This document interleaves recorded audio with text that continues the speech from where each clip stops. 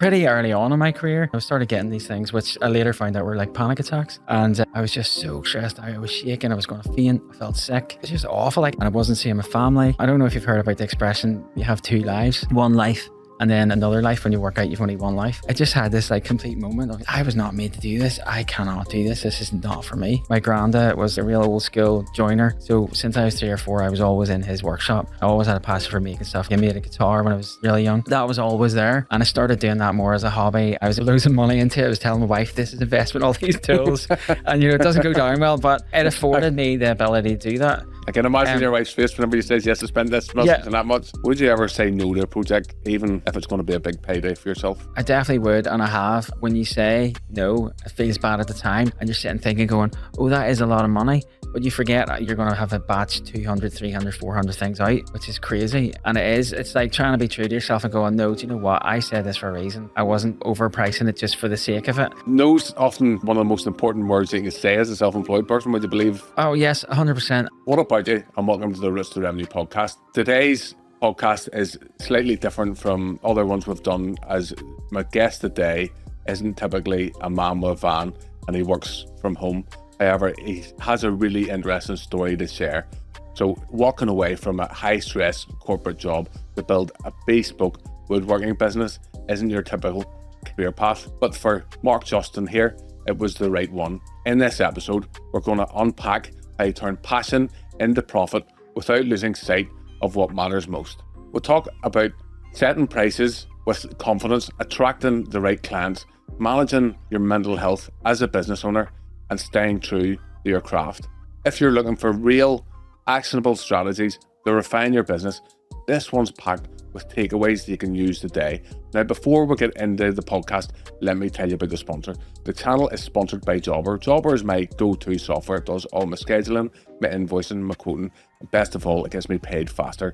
However, if you're a busy business owner and you're really struggling with things in your business and you don't have time for anything, well, then you need to have a look at Jobber. Because what Jobber does for me is it frees up lots of time within my business. There's so many things in your business that can be automated that will free up your time so you can earn more money. Now, if you want to check it out, there's a link down in the video description. The link is www.premierlawns.link/Jobber. There's a 14-day free trial and there's an exclusive discount, so make sure to check that out. Now, Mark, would you like to introduce yourself? Yes, it's a pleasure to be here, Robbie. My name is Mark Justin and I run the company Justin Wood. I make custom furniture, any sort of thing out of wood. I make homeware, any sort of gifts. I do big branded stuff for companies. I run classes teaching people how to do beginner and more intermediate woodworking, wood turning. And I also would do some sort of restorations and stuff sometimes on antiques or older furniture. So let's scroll back to how you started, or what happened whenever you left school, because I know you used to have a corporate job. Yeah, that's right. I was going to be a rock star when I was growing up, so I was always playing in bands and stuff. So I didn't think I'd ever have to worry about actually getting the job, but I just kind of fell down the path, kind of pushed, get a good job, go into IT. IT's the next big thing. And I suppose it was, and maybe still is, but it just kind of fell down that path. And I eventually worked up and I was an IT consultant. I did computer forensics and I was an ethical hacker.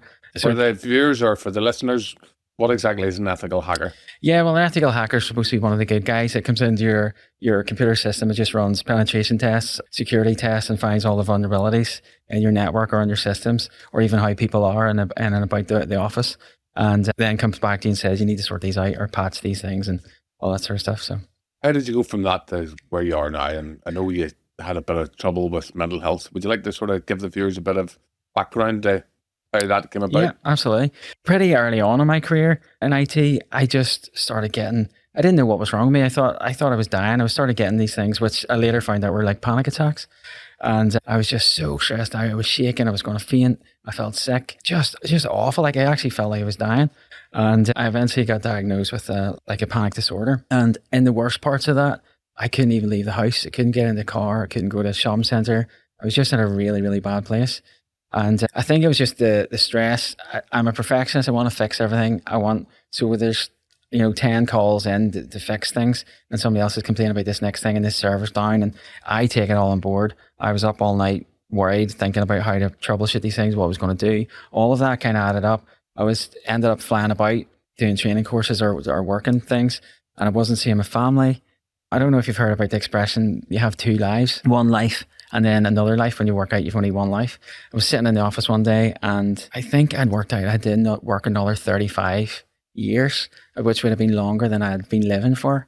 And I just had this like complete moment of I was not made to do this. I cannot do this. This is not for me. Eventually I got a really good IT job fixing supercomputers. I just went around all the north of Ireland, but I only had to do that when something was wrong, whenever everything hit the fan. And then I really, really needed to work any time of the day or night, whatever day it was. Was there a lot of space in between where you maybe weren't working? Or yeah, so there was loads of time. I maybe only did like maybe 1 or 2 calls a week. Sometimes I didn't even do that, and I got paid loads of money to be on call. And my boss was even okay with me being in the workshop. So I started doing more and more hobby, and then worked out.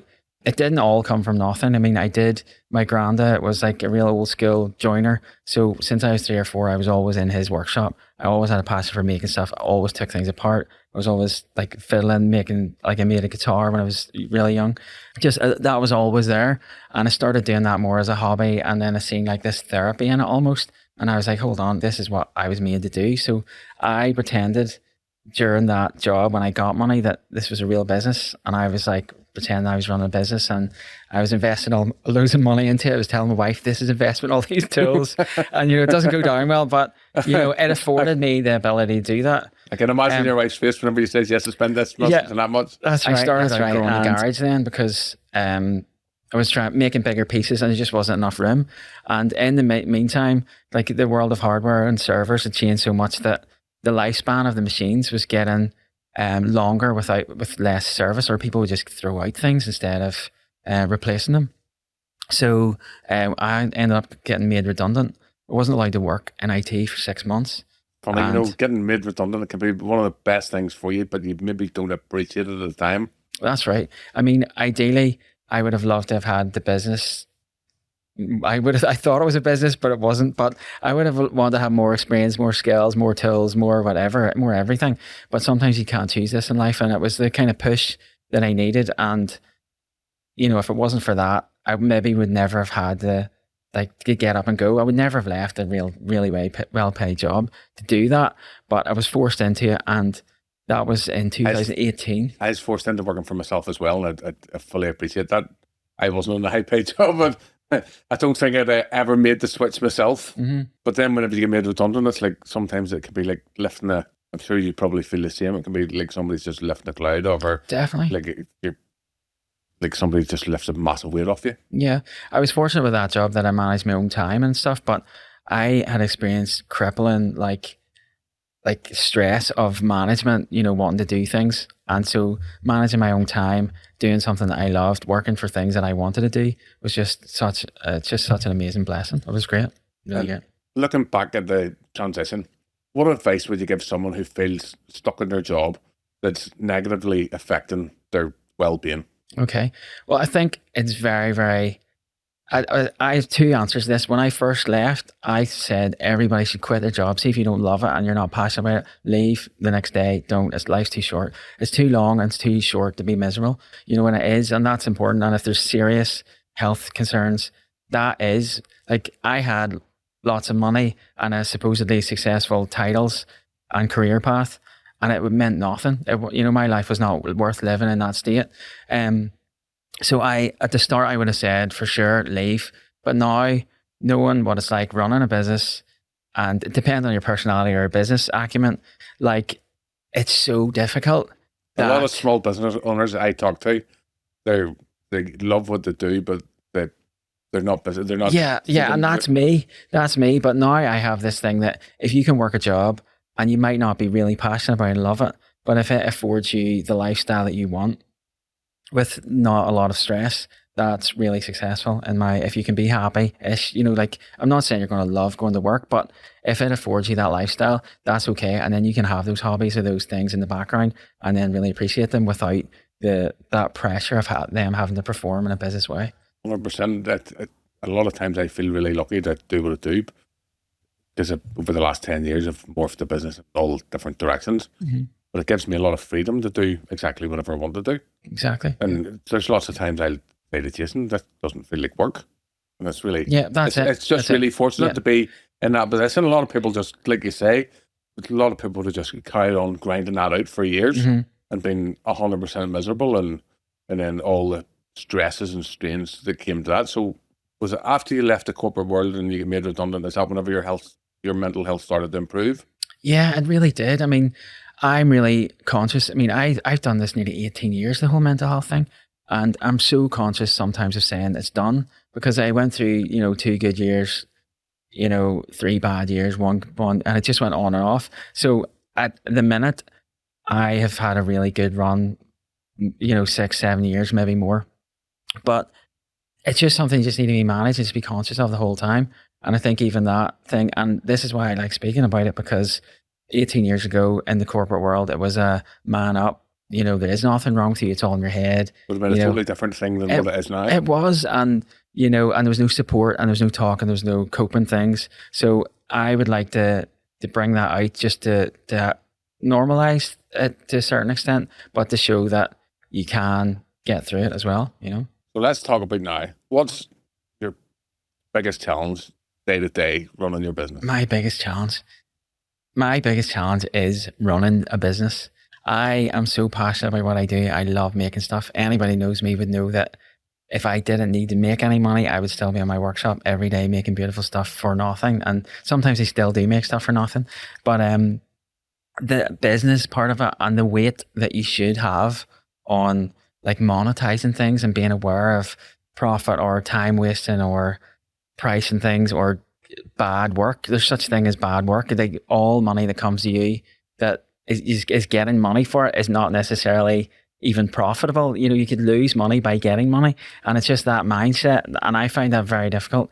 I didn't get into it to be a marketing and accountant and social media expert. I just want to make the craft. So that is definitely for me the hardest thing. I can 100% identify with that. So because the videos are much the same thing.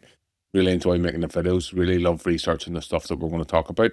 They can take up to 2 or 3 days to make, but they might not make an awful lot of money. Yeah. So it can be really challenging. I didn't get into doing what I do to make money, and I still don't. Like, I'm really fortunate with YouTube, like yourself. But if you're good at something, then you'll end up getting paid for it. Exactly. Yeah. And I think that's what you think. You just hope that the work speaks for itself. But there's different times you'll end up making. Well, I'll make content.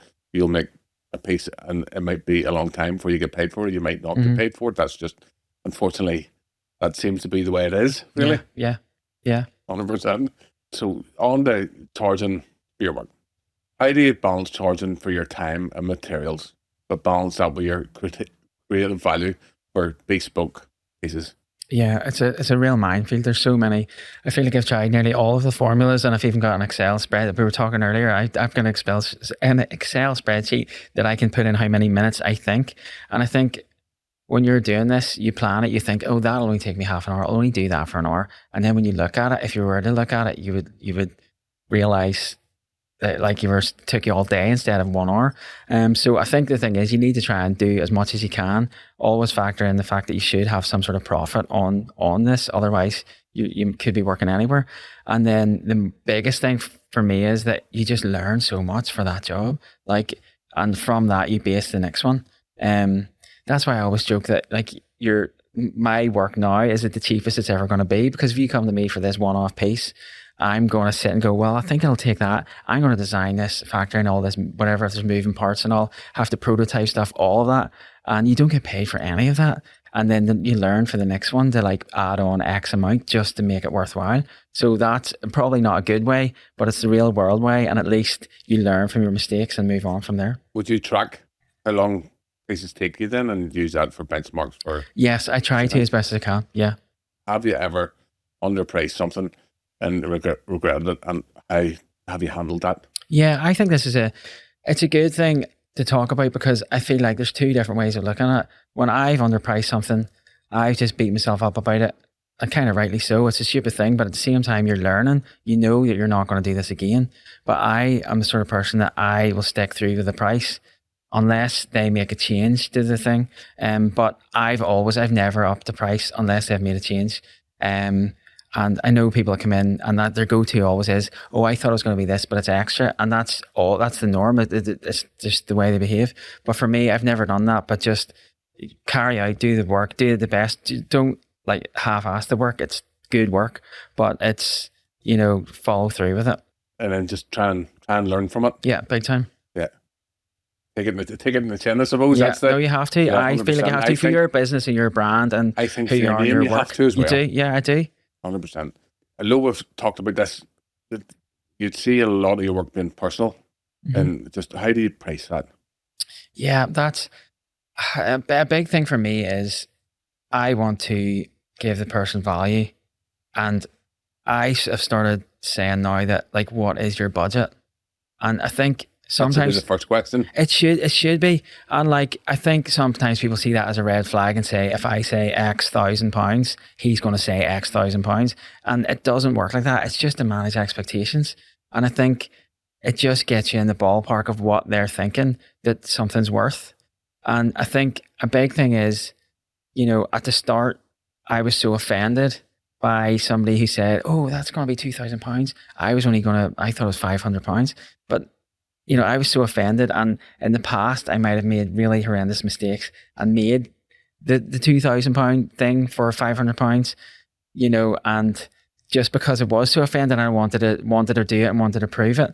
But it's just, you can't do that. You just can't. And I think you have to have the expectations and know your worth and know your materials and know your ethic and know that you will put in so much work into this piece that it's going to be worth. You're going to give more value than it's worth. You always do. That's just what happens. And would that be one of your opening questions to the client? Whenever somebody comes and contacts you for work, what sort of processes do you go through to pre-qualify them to make sure that they fit within your... Yeah, that's it. I think there's such thing as a good client and a bad client. There definitely is. I think I have a submission form on my website and it has a budget tab in. Like, some people just put nothing in there, which is not helpful. But that is a big factor because that manages expectations. And like a red flag, I don't know if you get this, but it's like, I can buy this in IKEA or somewhere else. I found it for this. What price can you do it for? And like, we're talking handmade, we're talking like hardwood materials, high end stuff. Like, it just doesn't work. So usually that's kind of red flag if you see things like that. But yeah, very much get their budget and get the amount of creativity and the value they place in you. I've had guys come to me before and say, look, you're the man, you just do this. And like, it's so good for me because it's just like, this guy trusts me. This is a piece that's going to be an heirloom piece for their family. The brothers and sisters were fighting over it, like who's going to get it. And I was like, there's something so lovely about them trusting me that I can do what I want to do because I do know, like, and it sounds really big headed, forgive me for saying it, but not at all. There is that. I do put so much effort and like thought and design into the things. And that like, it really goes a long way. And how do you handle whenever somebody says to you, that's too expensive, or that was more than I thought, or the 100 questions that go with that? What do you say? Well, it's a good one. Again, I've been on a journey from this, and now I know in my heart that I can't afford it for anything less than that. So it's like, if they can't afford the price that it should be, I can't afford that. And it comes down to worth, because what they're saying in some roundabout way is, I don't think it's worth that. So I feel totally fine about saying, like, I can't afford that for any less, because it's true. I think so. My own business now, because due to the videos, I don't have a lot of spare time, and we pre-qualify clients beforehand. And one of the things we do is we post pictures. We ask them to send pictures. If they can't be bothered to send a picture, well then, or if they can't put in their full address, or if somebody doesn't give me their full name and their address and their phone number, then I know right away that they're not really properly invested in getting a quote from me. And if they can't post a picture of the lawn, well then that's another thing, because we do lawn treatments, and more often than not, people will phone me up and say, I'm with a franchise, with X franchise, can you come and give me a quote? And I'll say straight from the off, if you're looking for a cheaper quote, that's a big thing. That's not us. Yeah. I think my videos on my other channel show that we do a good job. But if you're looking for the cheapest quote, you're probably not the right client for me. Exactly. And that is a big thing. And I've learned that the hard way as well, that because I get those as well, you feel like the same emails going to multiple people. And you just don't want to be there, because you will never be, if you want to strive to be the best, you'll never be the cheapest. You just can't. So another question that often comes up for lots of small business owners: can you just do this little bit extra for me? Yeah. Where do you draw the line? Would you say if you present a job to the customer and they ask for additional work to do, is that a case by case basis, or It is. how do you handle that? It is a case by case basis. There's some people that you've worked for, and I've worked for bigger firms, and they've been worse for this, making bigger changes with this expectation that nothing price wise will change. It depends. Like if I'm making a custom piece and they want it to be extra, whatever, a few inches long, wide, whatever, and the piece is all like that, I'm all about giving them the value. If I've glued up a big massive table and I can afford to give them extra, that's fine. I don't mind it. Throw out some prices there for typically what something would cost. A table, I mean, starting from about 1,000, 1.5, to upwards. And that's the thing as well, because I think it just goes up depending on like what sort of legs you want, what sort of wood you want, what sort of design does it extend, what sort of shape do you want, all of those things. There's so many questions that people need to be able to answer. And sometimes if you get this is the dimensions, rightly, it's off some website somewhere, or sometimes like this is the ethical hacker in me, you reverse image search, find where it is, find the price and go, oh really? Do you know what I mean? Because I've had people say to me, oh, I can get this for £800, and they can't, because I know. So yeah, it'll all come back on you like that, And so how would you push back and stuff like that? Well, I push back. I learned the hard way, kind of getting screwed over a bit by a bigger firm, that like if there's a major change, there needs to be a price. Not I know this is going to be extra. There needs to be no, this is how much extra it's going to be. And it happened to me one time. And from that, then I learned that I usually take 50% deposit up front before I start working. That gets you in my queue of stuff to do. But with bigger corporate firms, I now take 100% up front, which sounds crazy, but I have really missed out big time. And if they can't put the trust in me, I unfortunately have put the trust in them, and I've lost out before. So now I take all the money up front with the bigger things. And did you find much pushback in that whenever you started then, or just that? No, because I think if they want to work with you and they know your skill set, they don't really have a choice, because they're coming to you for a reason. They know that you're going to do what you say you do. You're going to do a good job. You're going to try and design it as best. And I'm quite good at like taking their branding and taking their ethos, taking anything I can for the business and incorporating it into the piece, whether it's colors, shapes, sizes, dimensions, proportions, all this stuff. So like you get all of that, and they maybe know that. So. And what would be the wait time typical wait time to get in the queue to? Yeah, commissions, like bigger commissions, are usually about 4 to 6 weeks. It just totally depends on what they are. But yeah, around 4 to 6 weeks. And how long would the average piece take to? I know different projects are going to be different. Yeah, I tend to work on things over the time. So if I have small online Etsy things getting sold, if I have classes in, it's going to like extend the time. So like a tabletop might be glued up for a week while I'm sorting out other stuff. But so I never really compress it into that time, but it does take 3-4 weeks. There's other ongoing projects all the time. Yeah, and even like I like to get the wood and then dimension it a bit and then leave it because it can move. I like stickering that up so that it can like move then instead of moving after the piece. So even those time frames, I always try and incorporate all that in. And how much reclaimed material versus normal material, or where would you source most of your material? Yeah, it totally depends. A lot of the times I would use just hardwoods, and I just buy them rough sawn and I just dimension them all myself in the workshop. But I go through periods of using a lot of reclaimed stuff. There's a reclaimed yard to go to just outside Bangor, and I get a lot of the hardwoods in Belfast. Would many clients ask you to make pieces out of reclaimed material? Yeah, I think sometimes that can be a danger as well, because there's this thing that if something's rustic or reclaimed, it's going to be really cheap.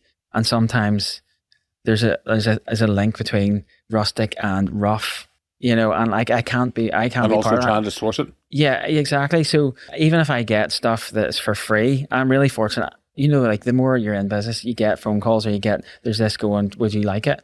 Like, so I'm really fussy about the reclaimed stuff that I use because I want it to be safe. I want to know where it's come from, and I want it to look like it's safe before even touching it.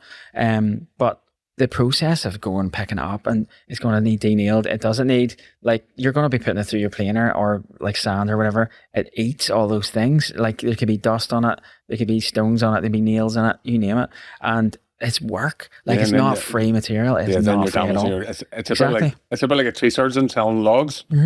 It's all the logs, all the wood sitting there, but it needs processed down into logs. So, but like yourself. Yeah, very much so. So, have you ever had a project go sideways, totally just off the rails, and how did you fix it? I didn't really have one. I've never had one go really bad. I've had ones that were changed and then they didn't want to pay the extra, even though that was said this is going to be extra. But there was one that comes to mind where I made this desk. I was so proud of it. I thought it was lovely, real high level finish. It was back in the day. I took it home, set it up, and did photo shoot, set up, lovely, beautiful. I was really proud of it. And I made the mistake of sending the picture to the customer, and they expected it much more rustic, and they wanted it rougher. They wanted it dinged up. They wanted it like lines on it and stuff. And I had to take that thing, beat it up, and do a bad job of the finish. And I was doing it at the time, just going like, like, how? And by the end of it, I was so disappointed in the way it looked. I thought it looked patchy. I thought it looked rough. And I sent them new pictures and they thought, this is the best thing. Love it. Absolutely love it. So it's just a perspective thing. And, maybe the customer is always right, so. If they're not, the customer isn't always right, but you just need to bend them around to your way of thinking. That's it. Maybe that's right. Yeah. Brilliant. On that note, how do you set clear boundaries without losing clients?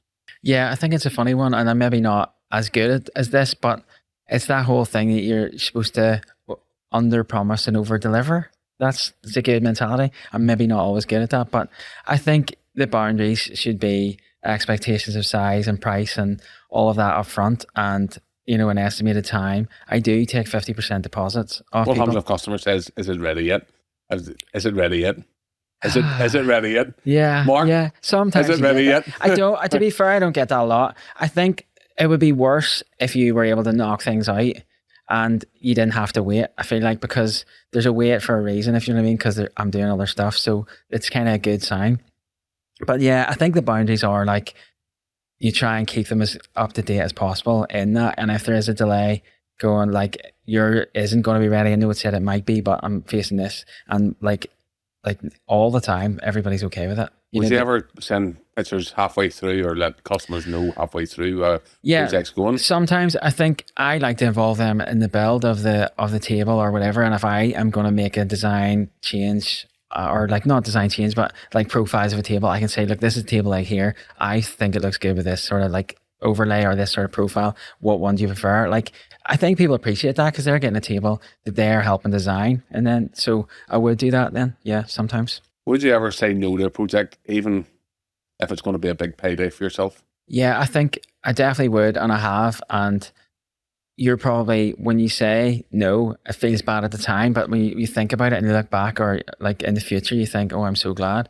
But yeah, definitely. I mean, sometimes people have, like, a bigger business have done this, going, oh, go on, we've got X amount of money. You can make that work. You can make that work when you've given the higher quote, and you're sitting thinking, going, oh, that is a lot of money. But you forget you're going to have a batch 200, 300, 400 things out, which is crazy, and it's like trying to be true to yourself and going, no, do you know what? I said this for a reason. I wasn't, overpricing it just for the sake of it. Well, no's often one of the most important words you can say as a self-employed person. Would you believe? Yeah. Oh, yes, 100%. And, if you say yes to something, you're saying no to something else as well. So if I say yes to that big project where I have to batch out 400 things, I might really regret my life decisions, 100 of those into it, thinking that's probably all of the budget used up now. And then I have to go and do another 300. So it definitely, there's a lot to be said about saying no. And you said no at the start for a reason, and not to try and waver on that if you can. How I came to find you was on your Instagram, and you also came through a recommendation, Small Job Stevie. How do you usually recommend or advertise yourself and your business, and how has that changed over the years? When I first started off, I was very, very heavy on Instagram. It seemed to work really well, and it seemed to get a lot of traction on that. I think you just need to go across all of them. Instagram's the most, there's different sort of people going different things. For my following, I felt like Instagram has been better than Facebook. Maybe other people are different, but certainly for me, I focus more on Instagram. And my website's always been a big thing. I'm really fortunate in that the SEO seems decent enough that if you search for custom furniture in Northern Ireland or woodworking classes in Northern Ireland, I'm pretty much up there in the top. Who does the website for you? I do all that on my own, so at least I got something out of IT. So all the SEO and like website stuff and all of that stuff is all me. I did pay a friend to do branding for me, but even at the start, I did my own branding, mind you. But on a scale of 1 to 10, how important is your branding now?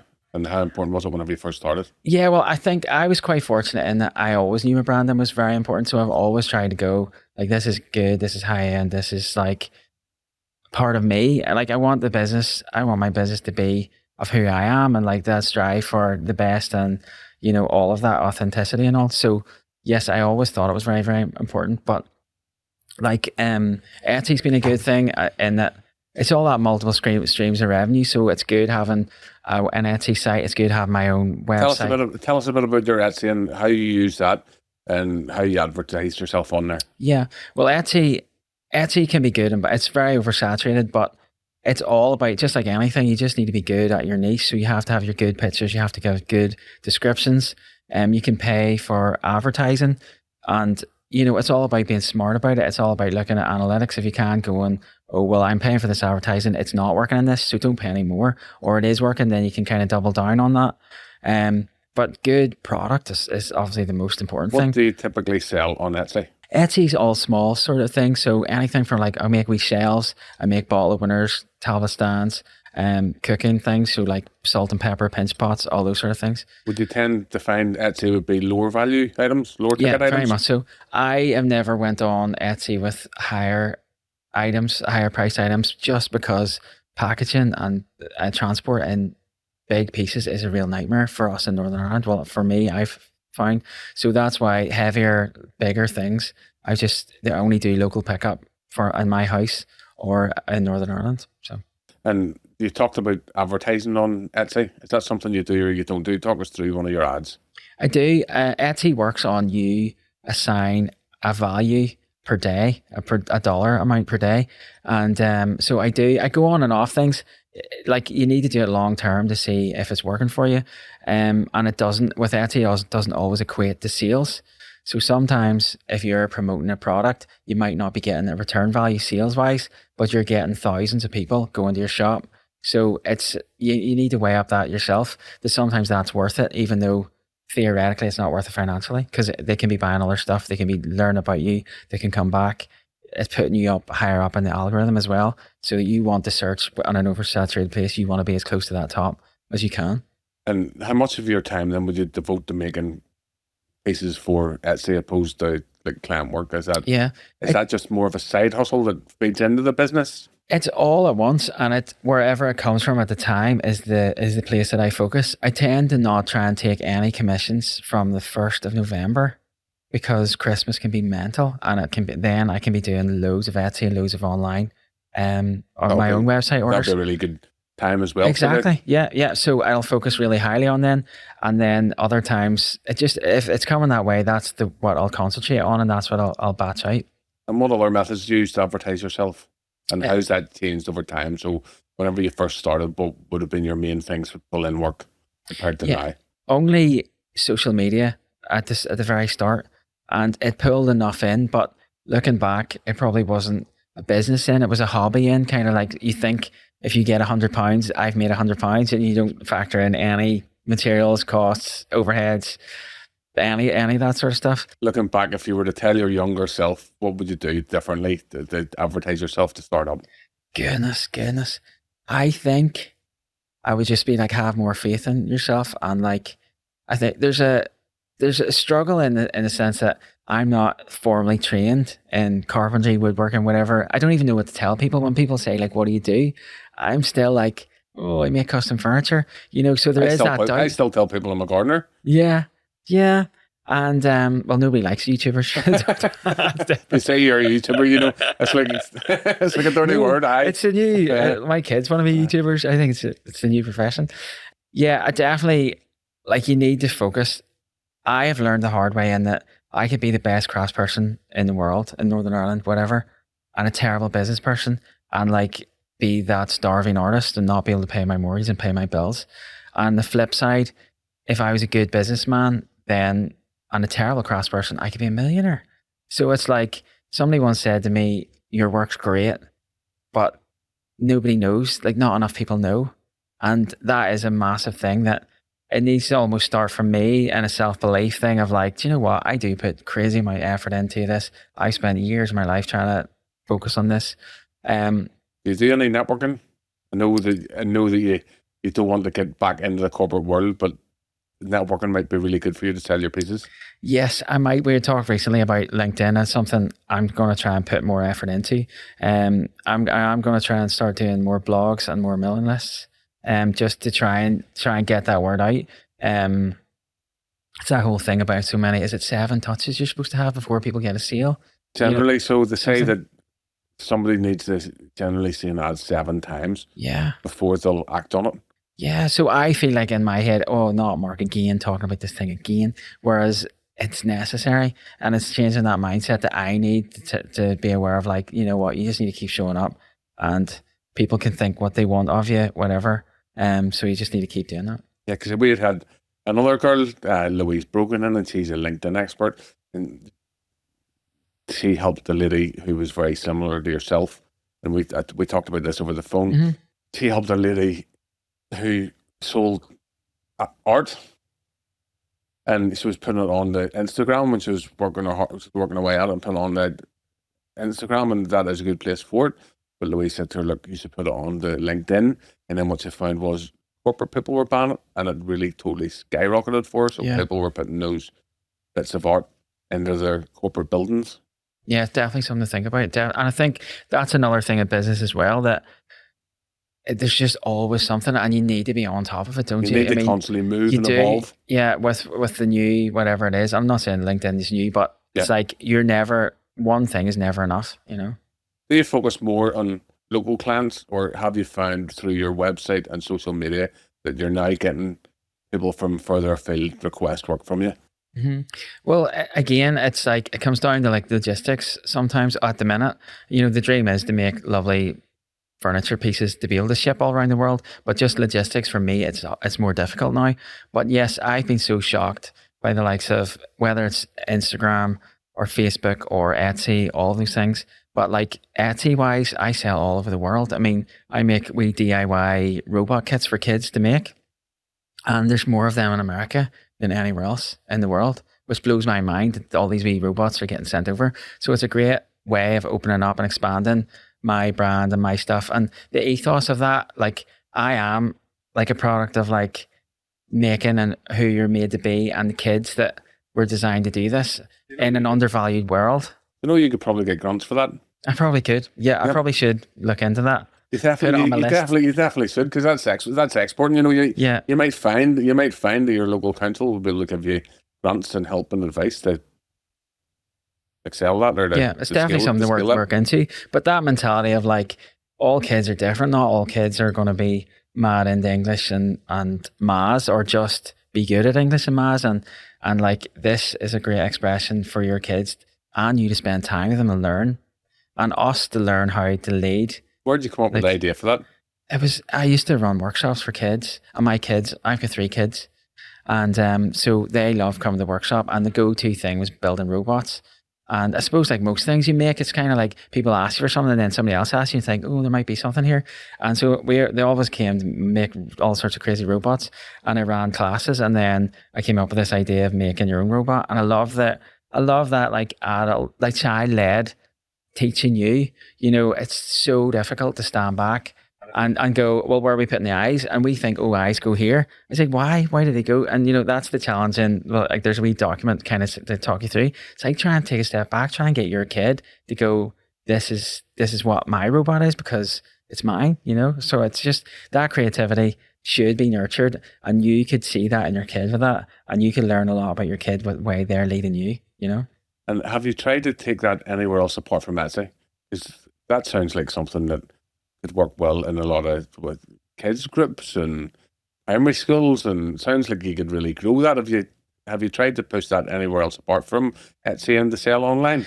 Not just on my own website, but no, it's something that probably would be really good for parties and stuff like that. We've done like our own kids have had robot parties and dog robot parties and all sorts. But yeah, it's definitely got potential, but it's just trying to Getting the time, marketing it, and yeah, all of that. Have you explored different ways to scale your business without compromising on the quality?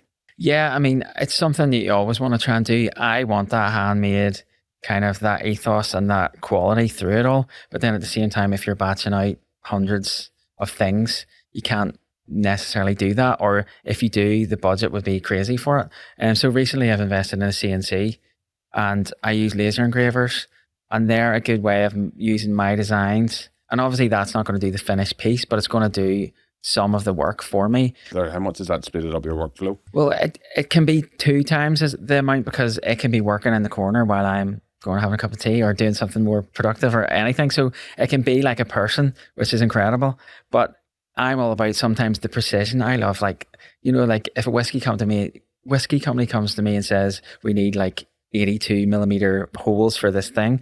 Like in the past, I used to have to get out and do this all by hand, whereas now I can have this set to like real super precision. So I can almost do higher things, you know, in that and batch it out as well. So that's a You mentioned a whiskey company. Mm-hmm. What whiskey companies have you worked for? Can you? I'll tell you about one. I'll tell you about Powers. Powers have been great. Powers, I got a random phone call one time from this guy. And you know what it's like? There's so many scams nowadays. I've been scammed, I don't know how many times. People saying they're going to give you the world and all. And it just sounded too good to be true. He's a whiskey company and they want to do like a write-up, like a wee spiel about handcrafted heroes of Northern Ireland. And I was so like taken back. I was like, this is going to hurt me so much if this is fake. But it turned out to be, they came around and they had a film crew and they did a wee short biography type thing, like a wee documentary on my ethos and who I am and what the handmade thing is. And they were great brand to work for, and I ended up doing work for them. And you know, they appreciated the fact that, like, with their logos, I think they have like a 19-page document on their branding guidelines of all word, colors, shapes, sizes, everything. And I geeked out about all that. I was like, so when I was cutting out, and at that stage I was hand cutting out on the bandsaw all these wee intricate letters, and that they all had to be precise, and they appreciated that. And I just loved it. Was like, I like whiskey, so it was like great. I was like, this is like honest. I'm not like promoting something that, you know. So it was a nice thing, and I was so honored to be picked to be that and to get that limelight. So it was great. Brilliant. And have you done what other high profile jobs have you done, or contracts? Can you name any? Yeah, I've just done some like restaurants and coffee shops and stuff like that. And I'm working at the minute. I'm in talks kind of with a big company that's going to resell something for me. So yeah, you're talking about scaling up, and you're going into it like still going, is this a scam? Or, you know, am I going to make money out of this? How is this going to work? You know, is this, because it's not really for my brand, but it's working, it's scaling. So yeah, it's just a learning curve. It really, really is. And being able to mention them in the future. Yeah, marketing and they're massive big companies. But I have been stung by a big company before. Would you think about, to help you scale, would you think about employing staff? Is that something that's on the outlook? Yeah, staff's a really, really funny thing. I have like my design, my ethos, my level that I want to be putting out stuff at. So I find it really tough to think that somebody's going to care enough about my business. And like the bottom of my dining tables will probably look as nice as the top. And like, they shouldn't, but I can't not do that. And is somebody going to go, I'll sand this for an extra 2 hours because like Mark would do that? You know, I don't know. I have a friend, David, that is fantastic to me. Like he helps me out, and he helps me out running courses and moving machinery, or if I'm really stuck. And I pay him in coffee, for goodness sake. But like, that is excellent. And I suppose the dream is, if I start scaling up, he's like the go-to trust person, because you just know that not only can you trust him around people in a professional, helpful, friendly, knowledgeable way. It's really hard as a business owner, especially to find their first employee. Can be really. I always joke, you have to kiss a few frogs before you can find a prince. Yeah, and I don't want to be kissing frogs. I don't. So, goodness. And you mentioned courses. So talk us through, when did you decide to start doing courses, and how does that? Okay, part of from the very start, I liked the idea of having like an open course where maybe 6, 7, 8 people could come in and make a small project. I think nowadays everybody's stuck in an office. They don't get to be creative. They were told they weren't creative. There's no value in it, all of that. And I think there's a bit of an emerging thing that people are seeing some sort of value or a therapy in creativity, or even a usage around your house of like reclaiming stuff, repurposing stuff, all of that. And I used to run those maybe once a month, but they just died a death in COVID, that the corporate kind of lots of people in the one place. And then I just started doing a one-to-one. And I think people feel so much more secure. I feel like they can't ask silly questions because there's only one there. Not that there is such a thing as a silly question, but the value's there, and there's nobody watching them. They can't make a mistake, in front of everybody. I think that just works so much better. So now I only really do the one-to-one sessions with people. And how did that even come about? You're like doing courses. Was that just a way that you could see that you could make more money? Yeah, well, a bit of that, but I am passionate about what I do, and I love that I can give that to other people. And like, if you go on and look at my business Google reviews, like, people get so much out of it. It's not, I see it, and I see the change in people's lives, in that people come up to me and say, since I left that, I had this confidence, I could do this. People who had a lathe sitting for 2 years that weren't brave enough to open the box, now using it, I'm good, I'm all great. And it's brilliant. I had a phone call from my wife once saying her husband and her were there, and she had said, I have not seen my husband that happy in years.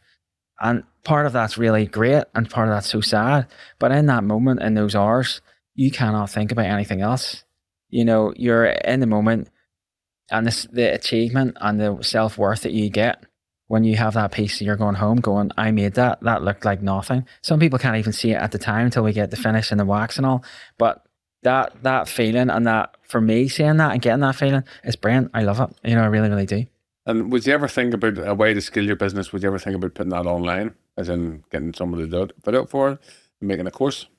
Yeah, I think that's something. Yeah, it's something definitely that it could work and would be really beneficial. But again, for me, I haven't done anything in my business that I really want to get to. And it's another thing on the list. So it's definitely I probably should work on that and do that, because if I put the effort in, it would always be there for me.